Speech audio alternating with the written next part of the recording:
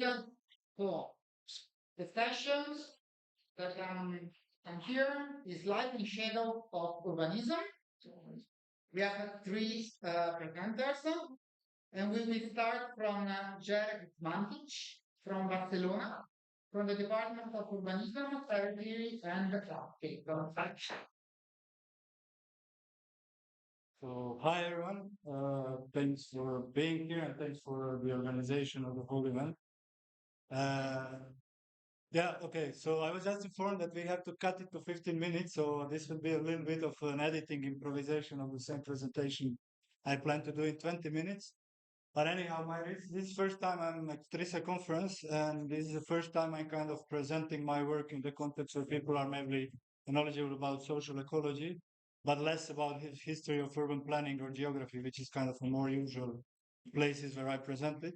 So probably the place where I will cut stuff out is going to be a more technical and referential academic stuff that you can find in the paper.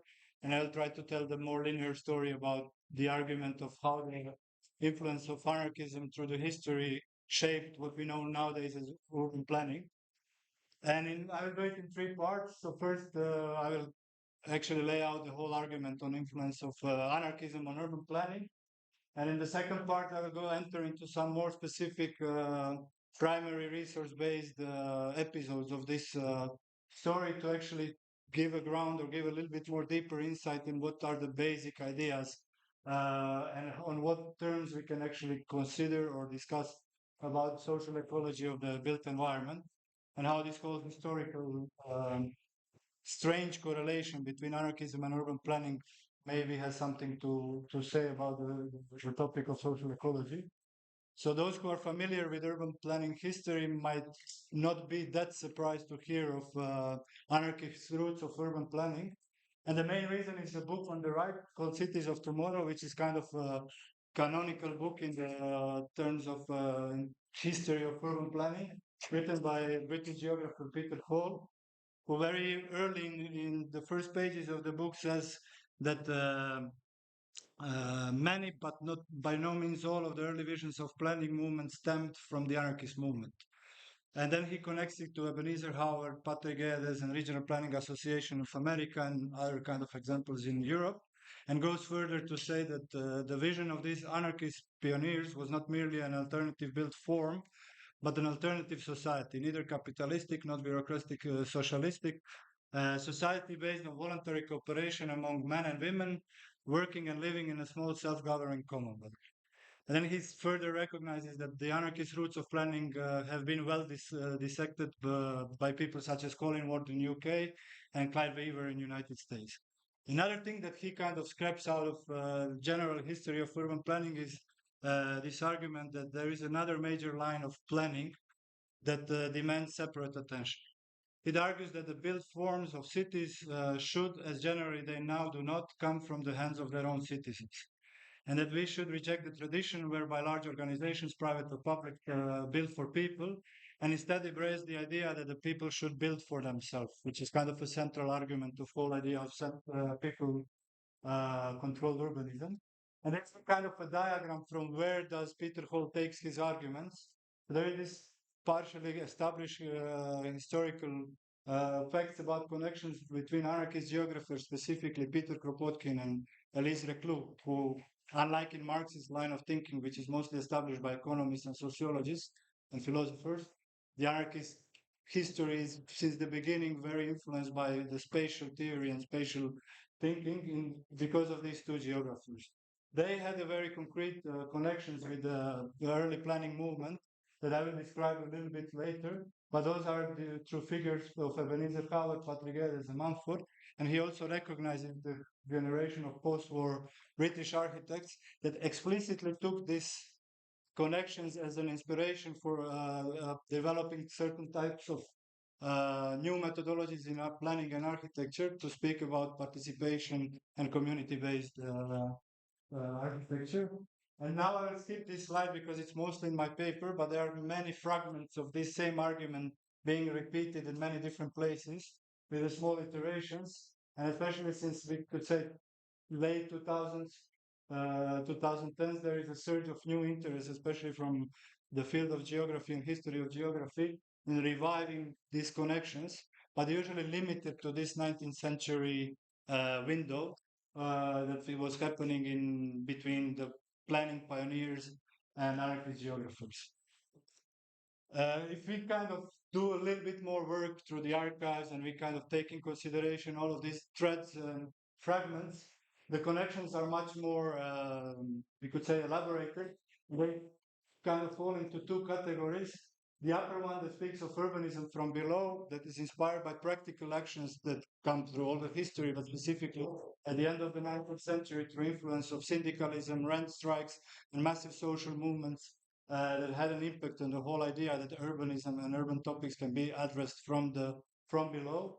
And the other part is the green part of the diagram, where we can see kind of a continuous evolution of argument for regional planning, which is something that in its essence was rethinking the geography and urban planning as something that is based on more geographical and biological connections of cities and their surroundings and relationships of interdependence of how the cities and countryside are being reproduced through human action. No? So what most of the people familiar with the anarchist theory will be familiar with the faces on the left, and also the people who were studying architecture or geography or planning will know for the names on the right. But for me, what is specifically interesting is the curious biographical connection between them. So when I'm talking about continuous influence of anarchism on urban planning, I'm not talking about people reading each other's books and then referencing to them, but I'm talking about concrete collaborations, visit letters. There is around 200 letters between Kropotkin and Geddes and Reclus in the Royal Geographical Society of UK. And for example, up here on the bottom right, you can see a letter where Geddes thanks Kropotkin for taking his word to Reclus to get the money to publish his book Cities of Evolution of Cities, because Reclus was at that point a part of the board of the Royal Geographical Society of United Kingdom and acquired money to publish this book for a young Geddes. And on the left, you can see Geddes' annotation of the maps for the Nouvelle Géographie Universelle by Reclus, where Reclus sent him a map and Geddes, who lived in India, redraw and corrected the names. And so the connections were really real. The same connections continue after into Second World War, and that's what I dedicate in my research. They are less documented and less common, but once you enter the archives, you understand that there are several hotspots of people who kind of emerge this same idea of influences between anarchism and planning and regionalism in a certain sense. First of all is the British Circle Around Freedom journal, in which Colin Ward and John Tanner were very present, both architects, both very known figures in their own kind of specific fields of interest for weather control and participation in planning. The second hotspot would be the Italy of early 50s and then all the way to 90s that I will talk later about, where you can find Giancarlo De Carlo and Carlo Doglio as kind of figures. But there is around 10 to 15 other figures mentioned in that circle, including Maria Luisa Berneri and some other figures that I don't have time to focus on them. The third one is the whole idea of community architecture that started to develop in the late 60s. And the figures such as Walter Segal, who himself grew up in the anarchist commune in Switzerland, Simone and Lucien Croz. And I'm a bit less interested in that branch where the methodology of architecture started to be more applied into particular projects because it kind of grew away from the anarchist tradition. What interests me is the way how these four figures particularly actually took explicitly the anarchist argument of the pre-war generation and started to evolve it with a certain new ideas and new principles. So after the Second World War, the whole idea of revolutionary organism started to reorganize itself around the ideas of autonomous direct action, and they focused on practical solutions to contemporary problems of society after the Second World War in a kind of bloc-divided Europe. And they speak of post-war squatters in 1945 as the first example of anarchist tactics in the context of housing strategies. They speak about plotland cultures, the reverse strike in context of Italy, etc. This whole idea comes with a book by Ward, Anarchist in Action, where when he speaks about housing, he speaks about self-help housing. So different new forms of social subjects, such as tenants associations and cooperatives that take new tactics, such as self-construction, tenant self-defense, and urban planning from below, as a new ideas of how to approach by the anarchist means to production of space. And then further, they develop a new critiques of the large-scale management in context of urban planning, criticizing both state-owned municipal housing estate and market-driven housing. From that kind of melting pot of the ideas that was mostly happening from 1940s and 50s and early 60s, somewhere toward the end of the 60s, they started to articulate a specific principle called the principle of dweller control, where in the process where community architecture starts to invite some of the users to participate in some parts of the design project with the architects, what they claim is that it is possible to imagine the process of making built environment where the user is involved from the very beginning, from buying of the land, from planning the master plans and other forms of territory, like from Spanish, the planning in general, sorry, to building and then finally to using and reusing and repurposing the built environment. So they were saying that practically it's possible to imagine that form of architecture and that form of planning that would involve the user from the very beginning till the complete circle of life of one building. Yeah? Okay. So to go a little bit deeper in some of the specific episodes, 1948 in Freedom, that I mentioned before, is a specific moment in which on the pages of Freedom Journal, but first by geographer George Woodcock, who will revive the whole idea of anarchist thread of influences from before the war, writing about the large systems that are possible to organize on federative level, such as urban planning, railroads, and post offices, and the relationship between the city and the countryside. In 1948, there is a curious period of like several numbers of freedom in which all the members of this thread that I mentioned had some of their first articles. And it's interesting because John Turner at that point has 22 years and he writes the article, the work of Patrick Geddes.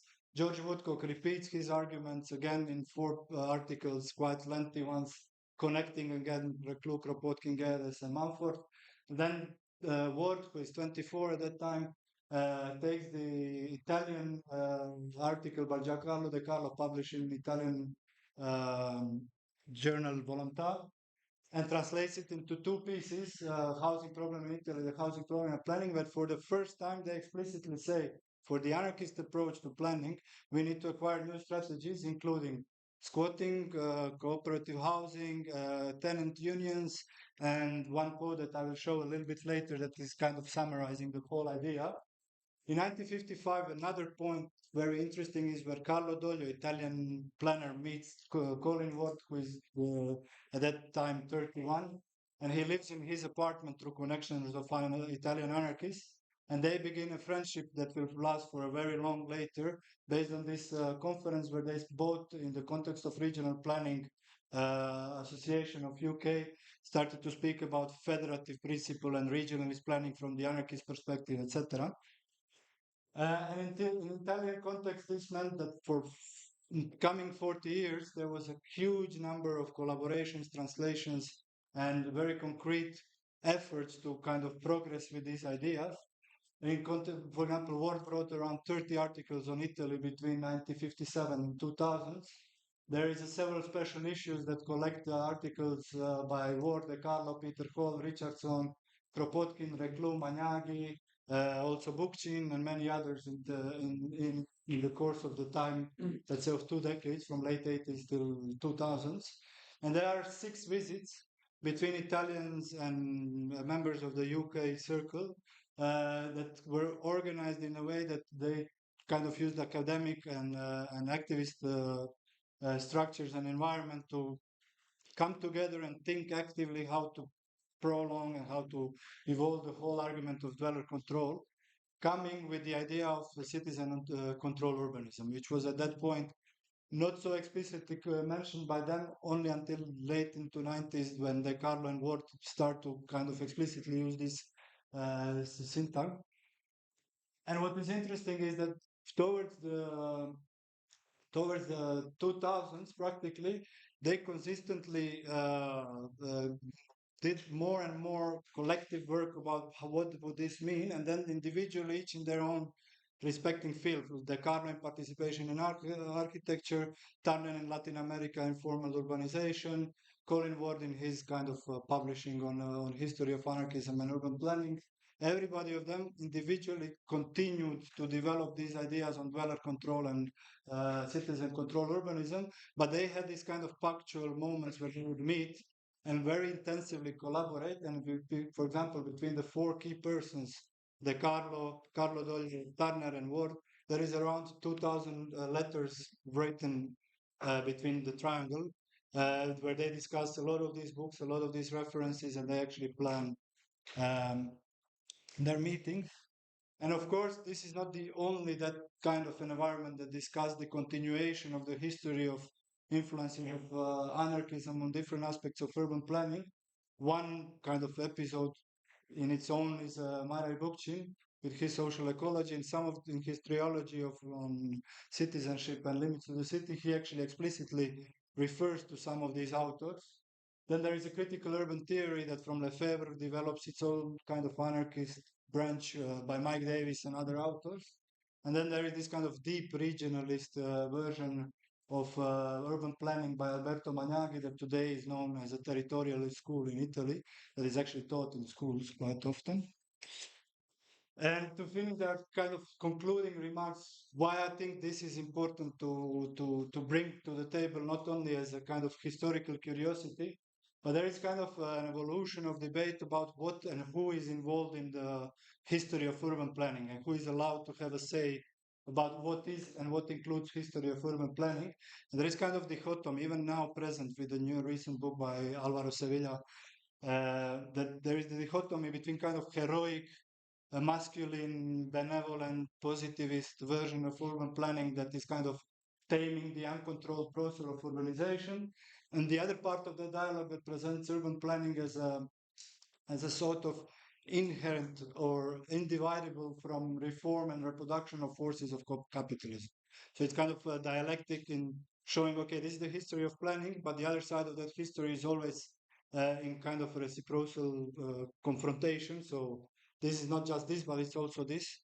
And I'm wondering through readings of books like the book by Stavridis, by Leonid Sandercock, that are trying to push a little bit further or open a little bit more a debate about what involves urban planning to kind of understand what is beyond this linear and antagonistic idea of planning history as merely a history of a discipline, and to understand finally like that final slide, that in the end the planning is an inherently social tool and that it's being done through the hands of many people through the history that is inherent to our need to control the environment. So all of us in our everyday actions have these different tactics to carve more autonomy and more control of our environment.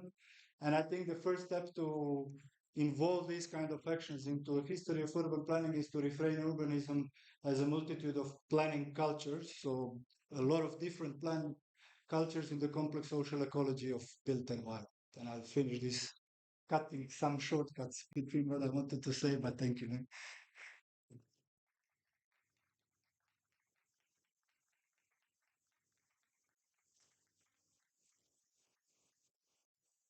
you. Thank you, Jere, for your presentation and in time. Now we have a second speaker, Nikos Vrantsis, from the Institute of Housing and Urban Research in Uppsala, that you will speak about the hidden abode of the green transition. Okay. What is this? How do I spell it?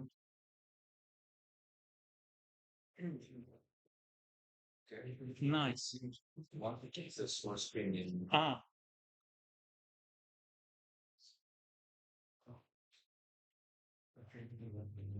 what? What is that? Just like years.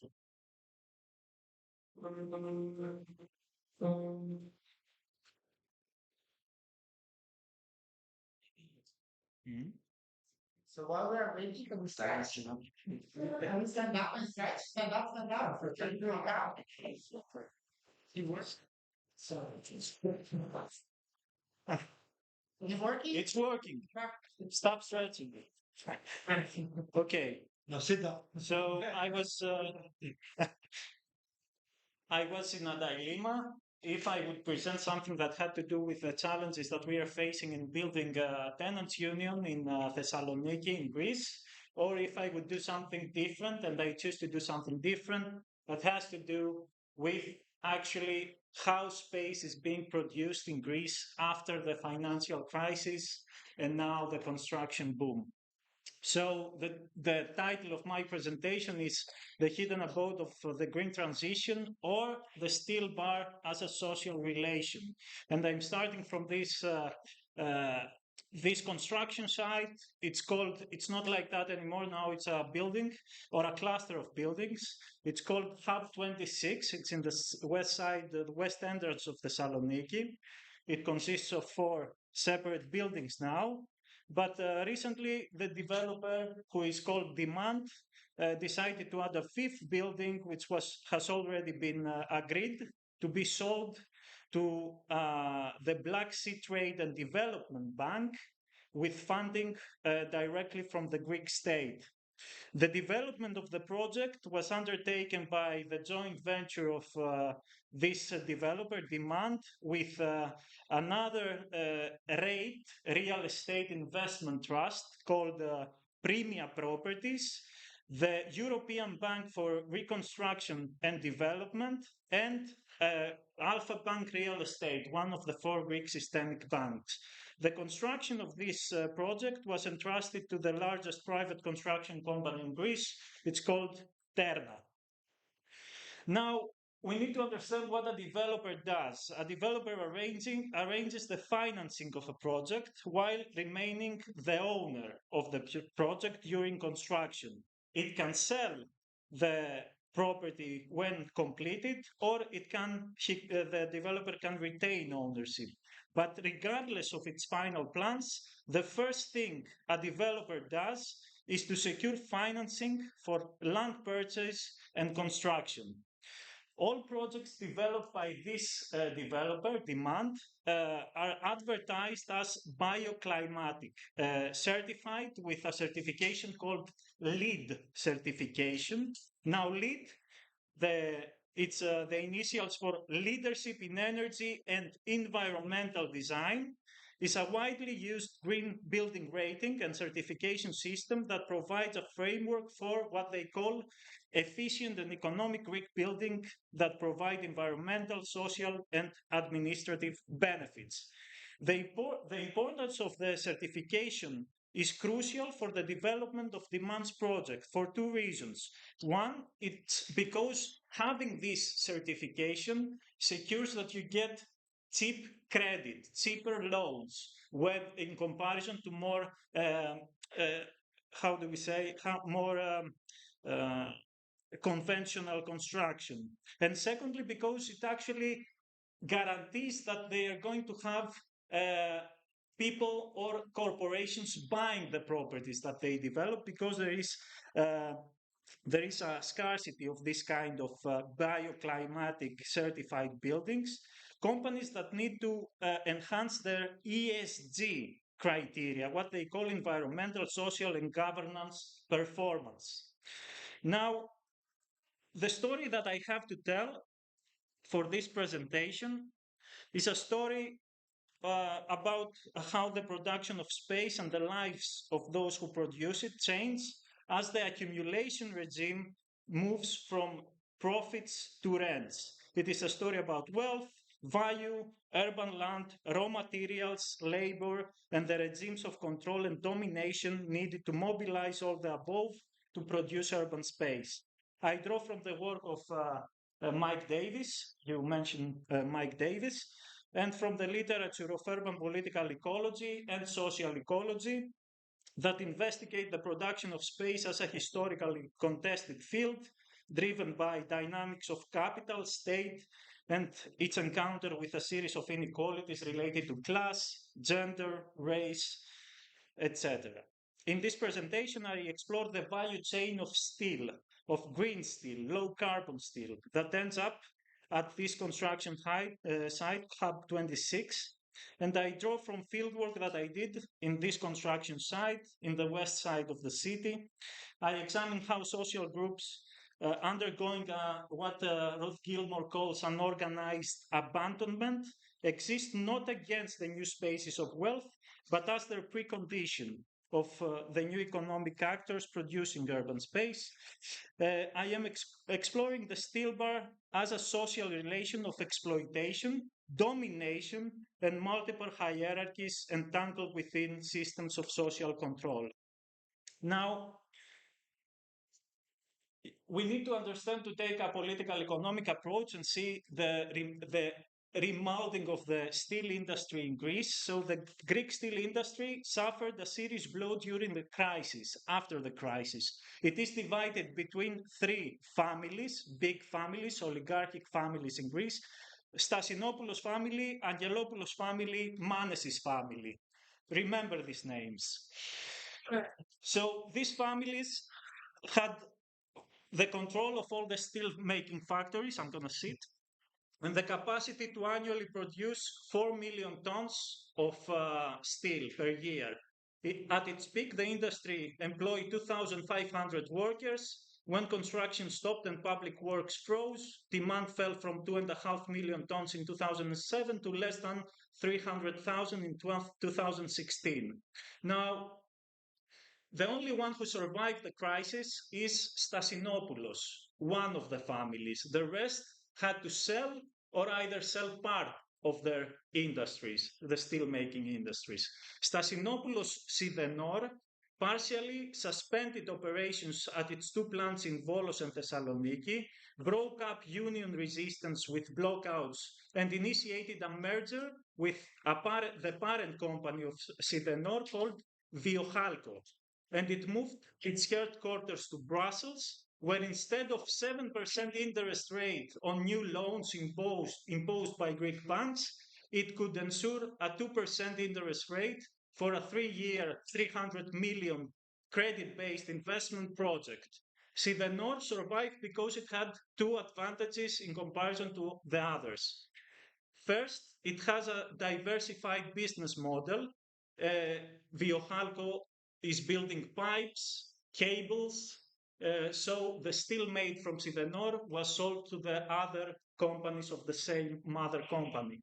And the second one is that it had lower credit, so it could pay lower interest rates. So in addition to Sidenor, in Thessaloniki and Sovel in Volos, Viohalco managed to come back and gain control of Stomana industry in Pernik in Bulgaria, Dorian Steel Doel rolling mill in Nikolic in the Republic of North Macedonia, and other steel industries in the Balkans. It was also able to supply steel to Viohalco's companies producing steel pipes and cables. Now, this is how Sidenor managed to survive and gain a huge share of the steel industry as the construction sector is on an upward trajectory. This is how the construction sector moved from its lowest in 2016 to its peak in 2022. In autumn 2020, Sidenor acquired Sigma Metallurgical, and strengthened its presence in the markets of Greece, Bulgaria, Romania for the processing, trading, and export of steel products.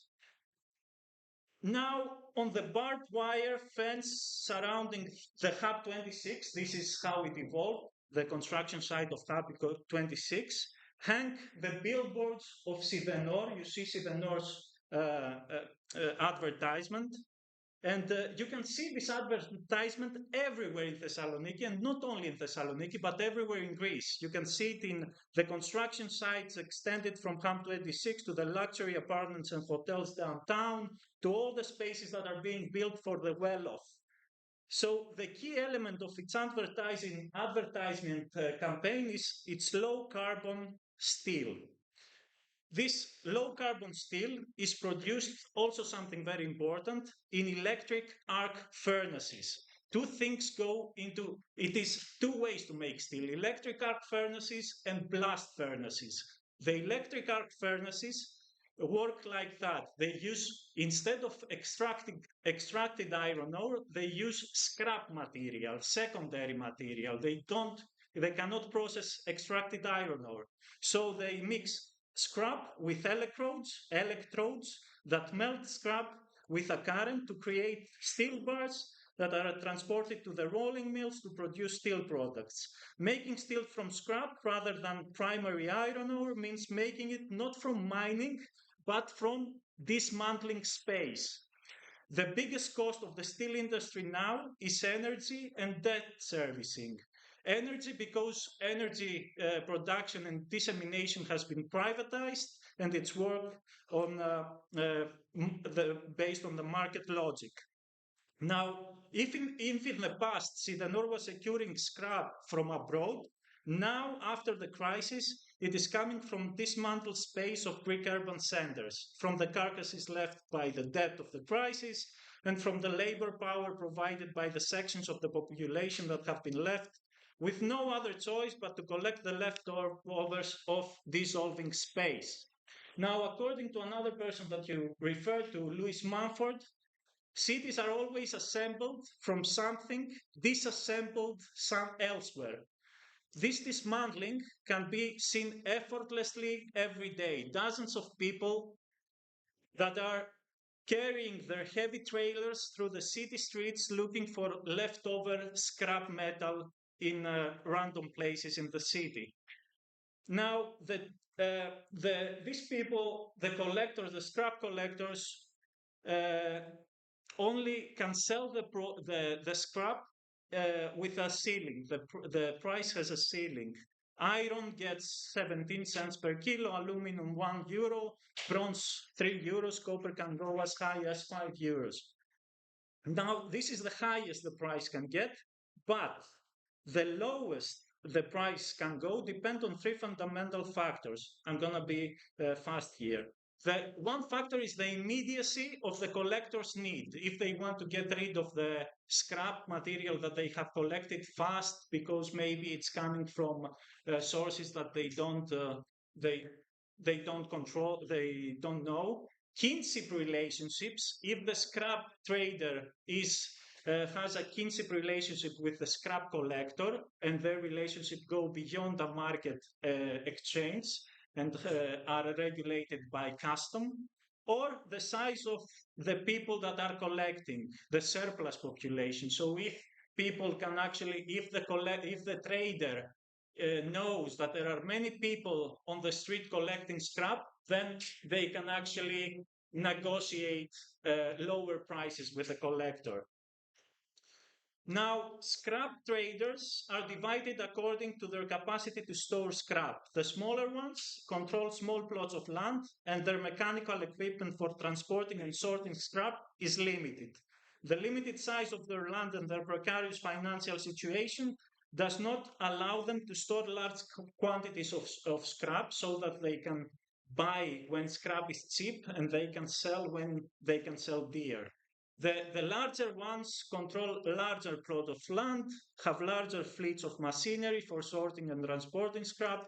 Large scrapyards employ between 10 and 40 people, including a lot of refugees. They can store scrap when prices are low, sell at a premium when prices rise. Now, after sorting is complete, Sidenor purchases the scrap from the traders. It loads scrap metal and throws it into its electric furnaces. This is where legal and illegal is blended. Identifiable items are transformed by the energy of the electrodes into unidentified liquid. then into the green low carbon steel products, including iron bars. But the changes in the energy sector have made energy costs the most important cost of the Greek steel industry. With these prices, costs can be saved and profit maintained if the price of labor and labor power and raw materials is driven further down. Now, the degradation of labor, and this is the criticism to orthodox Marxists, is that this degradation of labor is not based on the investment in R&D, research and development, or mechanization or automation and the gallop of rationalization, but on the reproduction of state violence and domination, unorganized and organized abandonment of the surplus people. The production of marginalization of a surplus population guarantees the profitability of capital, and the state domination substitutes the control of labor through automation. Now, Stuart Hall wrote about policing the crisis in Thatcher's Britain, about the doctrine of law and order activated by the police and the criminal justice system to alleviate the moral panic created by the political and media complex around mugging.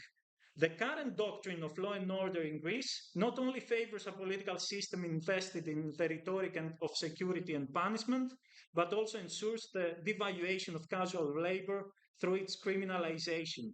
Now, this article, it's in Greek, sorry, it's in the liberal newspaper of Kathimerini in the 3rd of November in 2023, entitled The Vulnerable Social Groups, reads, the author says, I don't disagree that members of vulnerable social groups do hard and unhealthy jobs. It is not easy to grab and steal copper, railway, or telecommunication cables. The state provided them with housing so that they did not have to live in nomadic camps, yet they continue to live as they did in the camps. Maybe one more minute I will need. One and one more. So the text refers, if it's not clear to you, the text refers to the Roma people. At the urging of journalists, at every news story about metal theft, the public points the finger at the Roma population, and so does the long arm of the law. And the police steps in to respond to the local and national demand for security. In October 2021, during a car chase, 18-year-old Roma Nikos Vrantsis was shot in Perama for not responding to a police signal to stop. On the 5th of December 2022, a 16-year-old Kostas Fragoulis from Diavata in Thessaloniki was shot dead for leaving without paying 20 euros for petrol. In November 2023, a 17-year-old Roma from Aliarto in Viotia was shot for ignoring a police signal. It's a pattern, and it's a pattern that relies on the stigmatization of the Roma. The racism of this article and all similar texts is that it homogenizes and presents all members of a social group as fundamentally similar, without enduring qualities to justify their different treatment.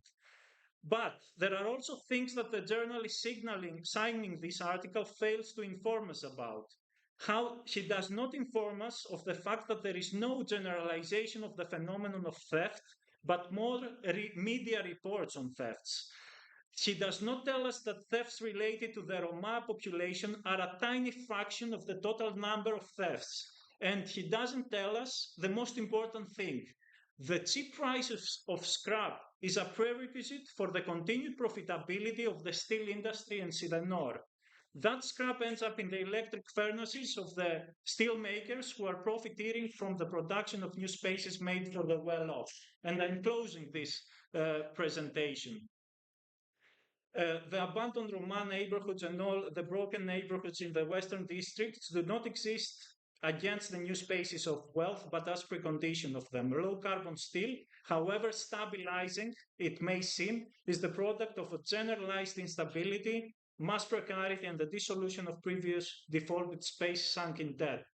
And it is necessary that because it provides it feeds the furnaces and provides raw materials for building a new inhospitable urban space. This is the chain of production of green steel, low carbon steel in Greece that secures the demand will receive its LEED certification, cheap credit, and secure buyers for its buildings. Now, the reason that I chose, one last remark, the reason that I chose to do this presentation, other than it's because this is my part of my research project, is because I think that we need to start talking not only about the socialization, that to me means the municipalization of the production and distribution of housing and the built environment at large, but we need to start talking about the socialization of not only the distribution, but the production of space, the production of housing, the production,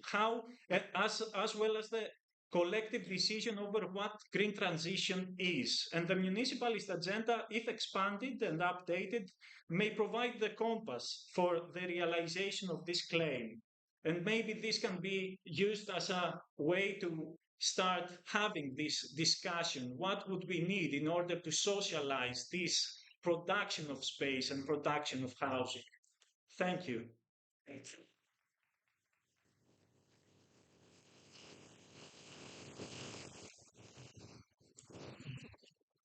you so much for your very interconnected and very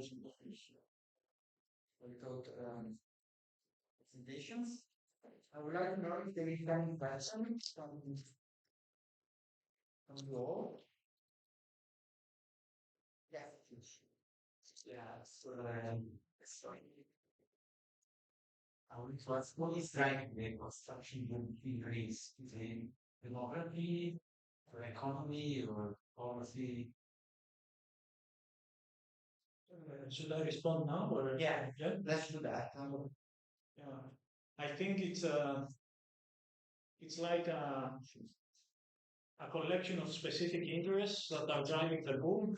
Primarily, it's policies, it's state policies that are paved the way for the boom of the tourist industry. Expats, golden visas, sold passports to people investing in property, digital nomads, but also people that are finding that investing in the Greek property regime is way more profitable than doing it in another city. So it's a demand-driven construction boom. But it came after the plummeting of the prices, land prices, private state-owned prices, property prices, and labor. What happened was drastically reducing the cost of all these factors. So this is why it became a very profitable investment destination. The big centers, and if you check where they are investing, it's three main sectors. One is hospitality, they build hotels, luxury hotels. The second is luxury residences for people that it's not for me or you, it's for people that are very, very rich. And it's logistics, commercial places, office spaces. Greece has become a very, very important logistics destination. Also, one of the steel industries that was actually sacrificed during this remaking of the steel industry. Their facilities were bought from a US-based investment fund that repurposed the factory into a logistics center, one of the biggest one. It's in Athens, Astropios. Yeah, so I hope I responded. Yeah, so it is mostly from foreigners to foreigners, foreign investors, foreign tourists, and yeah, but there is some local demand as well. So it was also a remaking of the Greek property regime. So people that managed to maintain wealth actually bought properties from people that were most of the people that got into big debt, households that got indebted. So it was like there is local demand as well, but the biggest demand is coming from abroad. Right? Yeah, Bill? Yeah, thank you guys for the great presentation. It was really, yeah, true interconnected. But maybe my question would be more for you, Jere. So I'm just curious to know when we think about social ecology from a geographical perspective, there is a big, and also, well, the anarchist tradition, hoping maybe, uh, we talk a lot about the difference between urban and rural, no? So I'm just curious to, in your perspective, what are the debates more recently about the role of the rural areas, because from autonomous perspective, you always think they can be privileged places for experimenting, but it's low, like small scale grassroots experiments. But at the same time, we know the urbanization trends, and now we are so many people in urban. So I'm just curious, when we think, okay, we need to decentralize again, stop having metropolis, also relocalize agriculture, all of these things are more rural based. How is this discussed, in the debates now? Because I'm curious about that. Thank you. Thanks for the question. Another central debate that is in common with planning and anarchism is this idea of low dense or highly dense human settlements. And it's kind of a continuous parallel debate. There are pro and contra for the low density usually implies a lot of spreading.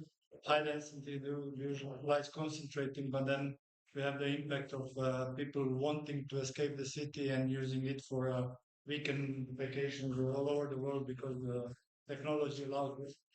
So it is continuous debate without kind of resolved answer. But what I would kind of highlight three places to look for the answers. One is the recent degrowth movement that since maybe 10 years has a debate on urban questions and urban planning as such. I wouldn't say that the debate advanced a lot, but some of these exactly issues about the density are well addressed in terms of not falling into a trap of a dichotomy again, one or the other, but actually understanding the complexity of the both options and choosing not for the type, we could say the quantity of urban sprawl, but the type of urban sprawl. Which brings us back to a very original argument by Kropotkin and Reklovos saying that people will in the future live in the cities of, we are talking about the last third of the 19th century, that people will live in the cities of 11 million people. Well connected with trains, completely electrified, and with people access, with people living there having an access to green areas within the 15 minutes from walk from their home. So that was the idea back in that time, no? The other place to look, maybe a little bit less anarchist, but more common in planning circle is this what Alberto Magnaghi was proposing with bioregionalism, and it's kind of rerouting material reality of human settlements into their surroundings and understanding well what are the interdependencies between the countryside and the city and the region that reproduces not only the food and the raw materials, but also there is a certain social interaction and dependence between the two. And they are actually teaching us about some aspects of planning that are going quite to the grain of self-governance. The examples of rural areas of Italy, Sicily during the 20th century, and also now a lot more obvious importance of non-Western world. So Latin American examples, African examples of development that is not concentrated into kind of highly urbanized zones, but a development that is based on a more kind of nuanced idea of what is the region and what is the relationship between the regions. One of the projects in that context is the Great Green Wall of Africa, which is this project of foresting a certain strip of green, which is, I think, the biggest global ecological project about which nobody is talking, etc. There are quite a few places to look for the answer. I hope it. Yeah. Okay, so we have time for a couple more questions. Yes. Yeah, thank you. I like very much the table because it's like, the two extremes of the more, structure under state control planning and capitalism on the one side, and on the other side, the self-organizing in the non-capitalist, let's say, less strange circumstances and even didn't try to argue how actually anarchism can help to navigate these two poles. But I'm also a planner, and I've practiced urban planning, so I did professional planning in Spain. It's a very tough place to do this thing. But I was wondering, maybe in your opinion, no? Like what are, because I see it in, like, how do you apply it? So that would be, the question would be, how can you apply what you have discovered in your research, like on these two extreme situations, but also generally in the past, that could apply to a present where, like Federico said in culture planning from the kitchen, capitalist plans, so we need to counterpart. I mean, like, I don't know if we agree that it's not possible now to have plans for the future. I'm planning, one of my favorite definitions is like, it is the action to change the current course of events. And if you see the current course of events, we are, towards +4 degrees at the end of the century, which looks like quite bad an option. So if we want to change this current path of events, what is what from your research we could apply to this other kind of making plans and making plans including for the for our whatever they are doing, what they're doing, whatever, for human habitats, what would you say would be like the main, like the key aspect that we have to be working in this alternative plan one? So the best next door, just to clarify, close the mother. Okay. Let's see.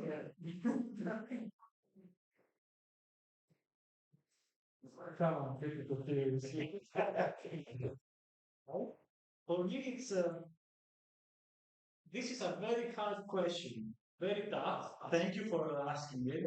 But it's first of all, my comment back to you is that knowledge production, we produce knowledge, very valid knowledge, very well articulated knowledge, but knowledge does nothing given the power relations. It's all about the power dynamics and who is in control. This is what I figured. And now the reason that I actually try to do this kind of research, who is making these green spaces that is always invoked by all these developers and investors? What is he hiding behind? How do they control not only discourse and the myth of the green transition, but also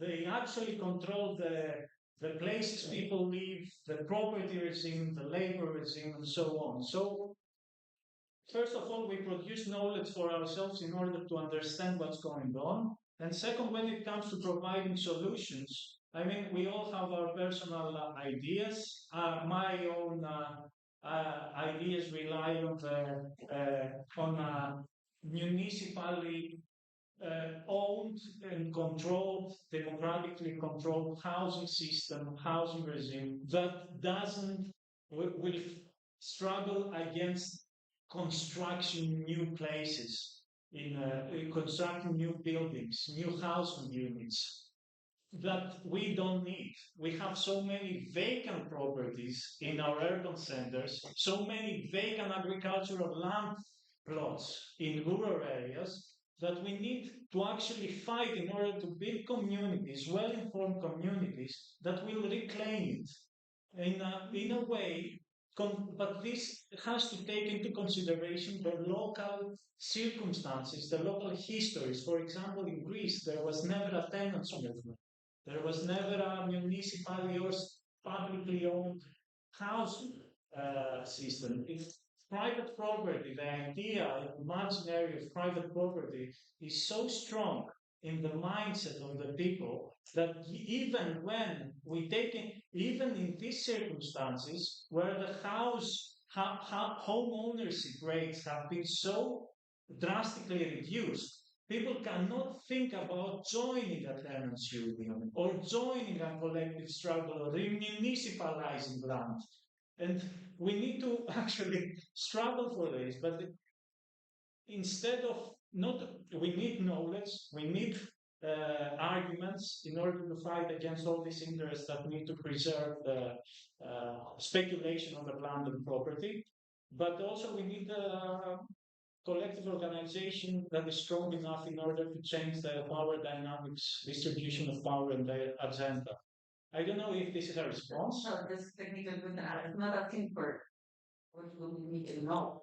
What do you know that we need? And what do we need to do? Or what we could do in order to gain political power?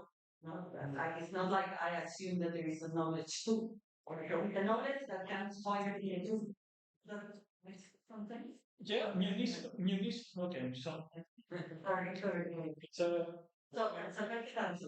I can try maybe to answer with an example in which I'm involved.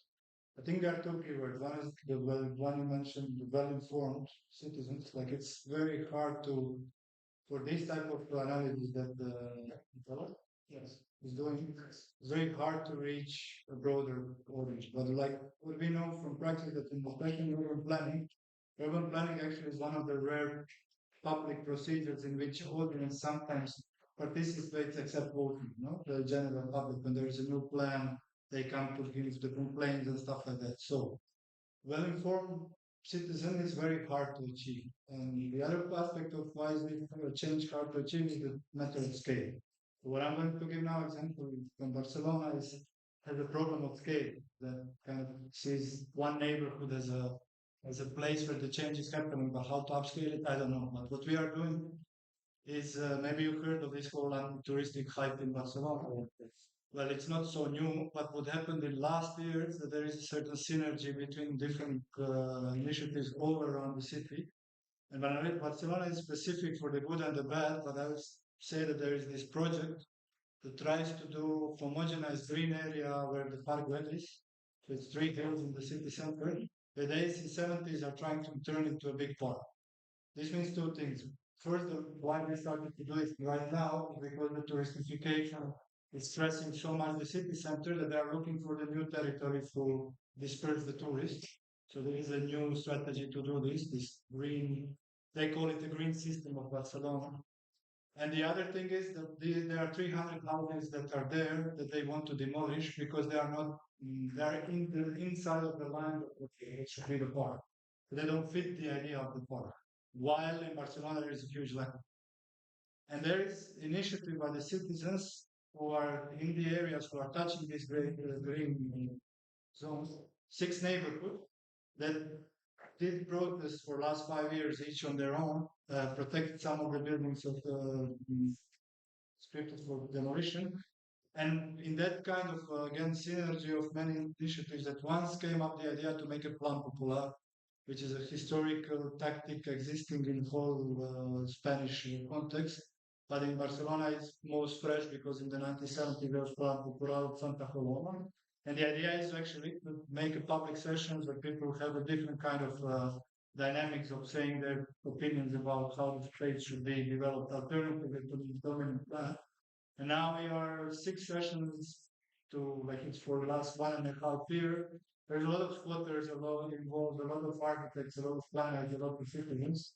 And I think besides the idea that there will be an alternative plan, what is important is this process of really informing people about how the procedures of planning work, what are their not only rights, but what are their possibilities for direct action within that context against the legal norms proposed by the plan.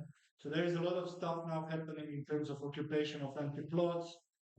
People literally coming and saying this building is empty since 1997 and they want to demolish it, but the city doesn't have money to buy it. Go occupy it, so meaning they are harder to demolish it. So there is kind of a synergy between citizens, planners who want to participate in this kind of dynamics, and people who take direct action seriously and then act in that kind of a physical territory. So Plan Popular is one idea that comes directly from the history of urban planning, but is here applied in a very activist sense of it. One more question and then to the session. Actually, it's not really a question, it's not an answer, it's rather a comment to what I've been talking about. Of course, you're very interested in residential housing developments, such, but it's not about that really. It's more about cultural differences here because I've been working on culture issues for many years and I've been spending half my life with this. It's not really my life is from West. And there's a very clear difference here. Because in the West, we think that social mobility entails physical mobility. When we get wealthier, we move to wealthier areas. It's very typical in Iran, California, in all the countries. If you are poor, you live in speaking areas. Wealthier, you move to different area where you want to see social status. Now, you will check way out the wealthier you are, it's like happens because of you always tend to be memorandum and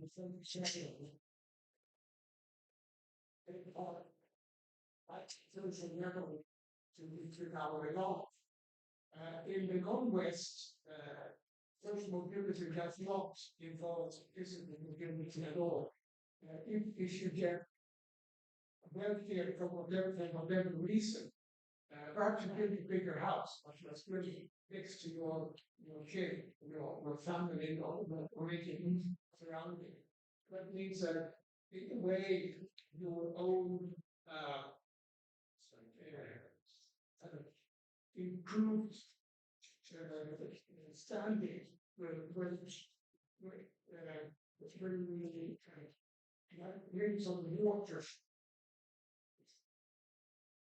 You cannot take it from other people.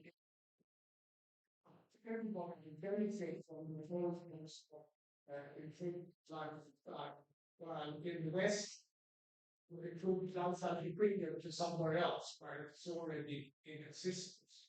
And this supports something that capitalism has intended and not from. But they can see that when you stand and you choose, you go somewhere else. So they develop an area in the US, we see this in particular in the gated communities where people will just show off how well off they are. And I think this is not a solution or anything, it's a problem, but in the Northwest, they have a very different way of sharing. It becomes automatically from staying where you are and letting people take part of that while we move away from where you came from. And this is, of course, this part of the capitalist society. Because then it brings the opportunity for investors to build something that people will want to. Then we need planning the build up, and we get it from price, the planners, the builders, and developers. It comes with our cultural view of social mobility and that entails physical mobility. It's not a question, it's I would like to provide this comment. I'm not geographer, working also from the south. I think that it's quite about this position with those people that are living in the slums, in the favelas. So people that are living in the slums or in the favela, they are definitely looking forward to move out and live in this situation when and if that happens. And at the same time, capitalism is so strong worldwide that is spreading around all the dynamics of growing in other parts of the world, not only in the West. So it's quite about both. I can say one very brief thing. I think there is a bit of a generalization in this, and what I think is good to do if we want to understand how micropolitics of housing work in the global south. There is an outdated but a very relevant introduction work by John Turner called Housing by People, which exactly explains the personal motives of people who live in what we consider underdeveloped conditions. There is a whole sociology and whole geography of how people live in what we call favelas that is practically giving a lot of answers about why your argument is a bit general, in a sense that, yeah, people do want to move, but they also want to stay and they choose their place of living, their work, and different kind of things according to accessibility of work, accessibility of the community, of support community, and there is whole stages and kind of evolutionary or genealogy of people's choices in this kind of micropolitans of housing. And I think there are some general laws of this, but if you want to understand global south, we should read it as a more complex thing than generally just culturally. Here, develops over time. So this software is maybe where I have experience from is also changing. And see that one of the to develop this